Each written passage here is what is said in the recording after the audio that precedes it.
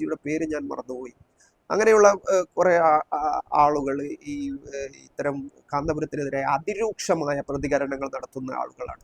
കാന്തപുരം എന്നുള്ളത് വിഭാഗത്തിന്റെ ഏറ്റവും പരമോന്നത നേതാവിനെ പോലെ അവർ കൊണ്ടു നടക്കുന്നതാണ്. അവരുടെ പരമാധികാരി എന്ന് വേണമെങ്കിൽ വിശേഷിപ്പിക്കാവുന്നതാണ്.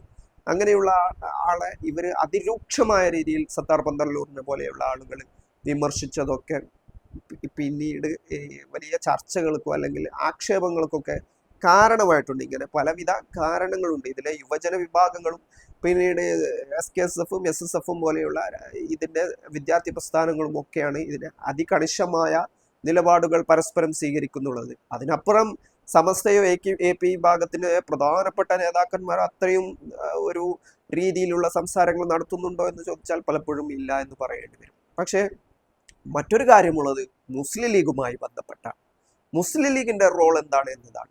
കഴിഞ്ഞ ദിവസം ഞാൻ ഒരു വാർത്താ മാധ്യമങ്ങളോട് സംസാരിക്കുമ്പോൾ സാദിഖ് അലി തങ്ങളോട് ഒരു ചോദ്യം ചോദിക്കുന്നുണ്ട്. സമസ്ത സുന്നി വിഭാഗത്തിന്റെ ഐക്യവുമായി ബന്ധപ്പെട്ടിട്ടുള്ള കാര്യങ്ങൾക്ക് വേണ്ടി എന്ത് നിലപാട് സ്വീകരിക്കുന്നു എന്നുള്ളതാണ്.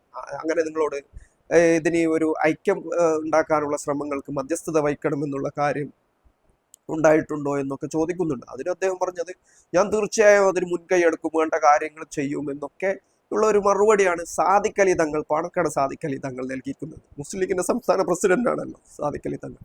എന്നാൽ എനിക്കത് കാണുമ്പോൾ ചിരിയാണ് വന്നത്. കാരണം നിലവിൽ സമസ്തയുമായി ബന്ധപ്പെട്ടുകൊണ്ട്, നേരത്തെ ഐക്യത്തിലുണ്ടായിരുന്ന സമസ്തയുമായി ബന്ധപ്പെട്ടുകൊണ്ട് സാദിഖ് അലി തങ്ങളുടെ ഇടപെടലുകൾ കൊണ്ടാണ് സമസ്ത രണ്ട് വിഭാഗത്തെ പോലെ ഇപ്പോൾ ഉണ്ടായിട്ടുള്ളത്. സമസ്ത ഒരു വിഭാഗമാണെങ്കിലും മുസ്ലിം ലീഗിൽ അതിനെ പിന്തുണക്കുന്ന ആളുകൾ എന്നുള്ളത് സമാന്തരമാണ്. ഇപ്പോൾ ഷജറ, സുഹാബികൾ എന്ന് രണ്ട് രീതിയിൽ ഇവർ പ്രവർത്തിക്കുന്നുണ്ട് പരസ്പരം. ഈ മുക്കം ഉമ്മർ ഫൈസിയൊക്കെ അതിരൂക്ഷമായ സാദിഖ് അലി തങ്ങളെ വിമർശിച്ച ആളാണ്.